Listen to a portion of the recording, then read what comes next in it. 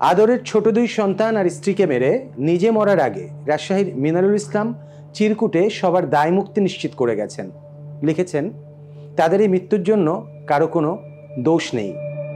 তবে চিরকুটে মিনারুল একথা জানাতেও ভোলেননি যে তারা মরেছেন কিংবা মরতে বাধ্য হয়েছেন ঋণের দায়ে আর খাবারের অভাবে। বর্ষায় কাজ ছিল না মিনারুলের। বউ বাচ্চার জন্য খাবার জোটাতে না পারা মানুষটির মাথার উপর ছিল সপ্তাহে ২৭০০ টাকা কিস্তি পরিশোধের চাপ। এর সঙ্গে যুক্ত হয়েছিল চেয়ে খাওয়ার গ্লানি আর ছোট হয়ে থাকার লজ্জা। কেবল নিজে মরে স্ত্রী সন্তানদের সেই লজ্জার ভেতর, সেই গ্লানির ভেতর রেখে যেতে চাননি এ যুবক। তাই পরিবারের সবাইকে নিয়েই নিষ্ঠুর এই পৃথিবী ছাড়ার সিদ্ধান্ত নেন তিনি। একই দিন গত ১৫ আগস্ট শুক্রবার হৃদয় বিদারক আরেকটি ঘটনা ঘটে শরীয়তপুর শহরে। সেখান থেকে মুমূর্ষু এক নবজাতককে নিয়ে ঢাকাগামী অ্যাম্বুলেন্স আটকে দেন শরীয়তপুর সিভিল সার্জনের গাড়ির চালক আবু তাহের দাওয়ান ও তার ছেলে সবুজ দাওয়ান। দীর্ঘ ১.৫ ঘন্টা আটকে থাকার পর অ্যাম্বুলেন্সের ভেতরেই মৃত্যু হয় নবজাতকের। স্থানীয়দের অভিযোগ, এখানে দীর্ঘদিন ধরেই অ্যাম্বুলেন্স মালিক চালক সিন্ডিকেটের কবলে ভুগছেন সাধারণ রোগীরা। এই সিন্ডিকেটের কারণে জেলার বাইরে থেকে গাড়ি এসে রোগী নিতে পারে না। ফলে বাধ্য হয়ে অতিরিক্ত খরচে সিন্ডিকেটের গাড়ি ভাড়া করতে হয়। বাইরের গাড়ি রোগী নিতে এলে এই সিন্ডিকেটকে চাঁদা দিতে হয়। এদিকে জুলাই গণ অভ্যুত্থান পরবর্তী সময়ে সবচেয়ে আতঙ্কের বিষয় হিসেবে সামনে এসেছে মব তৈরি করে সহিংসতা। অনেক ক্ষেত্রে প্রতিবাদের নামে মব তৈরি করে গণপিটুনি দিয়ে হত্যা, লুট, কাউকে জিম্মি করে চাঁদাবাজি, মামলা ও গ্রেপ্তার বাণিজ্যের ঘটনাও ঘটছে প্রতিনিয়ত। বেসরকারি মানবাধিকার সংগঠন হিউম্যান রাইটস সাপোর্ট সোসাইটির তথ্য বলছে, গত জানুয়ারি থেকে জুলাই পর্যন্ত ৭ মাসে মব সহিংসতা ও গণপিটুনির অন্তত ১৭৩টি ঘটনা ঘটেছে। এতে নিহত হয়েছেন কমপক্ষে ৭৯ জন ও আহত হয়েছেন অন্তত ১৫৮ জন। সর্বশেষ গত ৯ আগস্ট রংপুরের তারাগঞ্জে ভ্যানচোর সন্দেহে ২ নিরপরাধ মানুষ রূপলাল দাস ও ভ্যান চালক প্রদীপ লালকে গণপিটুনি দিয়ে হত্যা করা হয়। হত্যার সময় ঘটনাস্থলে পুলিশ গেলেও মবের ভয়ে তাদের উদ্ধার না করে ফিরে যায়।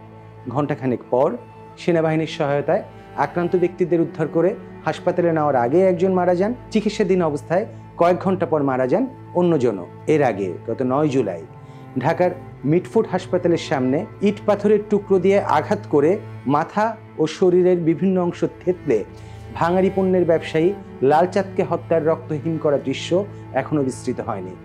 গত বছরের আগস্টে ছাত্র জনতার অভ্যুত্থানে হাসিনা সরকারের পতনের পর ১ বছর পার হলেও অপরাধ কিংবা আইন শৃঙ্খলা পরিস্থিতি এখনও নিয়ন্ত্রণে আনতে পারেনি অন্তর্বর্তী সরকার। পুলিশ সদর দপ্তরের হিসাব অনুসারে গত জানুয়ারি থেকে জুন পর্যন্ত দেশে ১,৯৩০ জন খুন হয়েছেন।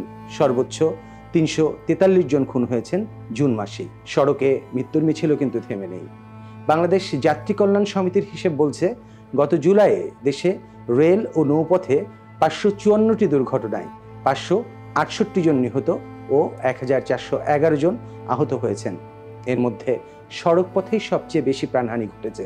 সড়ক পথের ৫০৬ দুর্ঘটনায় নিহত হয়েছেন ৫২০ জন ও আহত হয়েছেন ১,৩৫৬ জন। গত জুলাইয়ে রাজধানীর মাইলস্টোন স্কুল অ্যান্ড কলেজ ভবনের সামনে আছড়ে পড়ে বাংলাদেশ বিমান বাহিনীর F-7 BGI প্রশিক্ষণ যুদ্ধ বিমান। আগুনের লেলিহান শিখায় পুড়তে থাকে শিশুরা।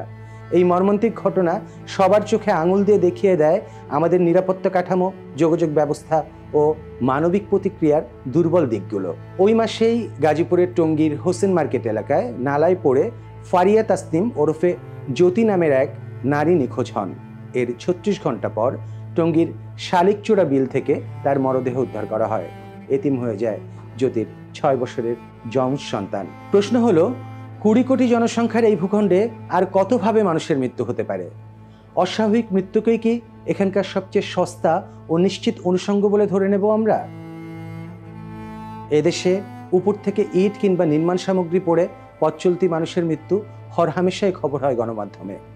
কিছু বুঝে ওঠার আগেই হঠাৎ গ্যাসের সিলিন্ডার অথবা কেমিক্যালের গুদামে বিস্ফোরণ কিংবা ছুটে আসা রাজনীতির গুলিতেও অনেক সাধের জীবন উড়ে যায়।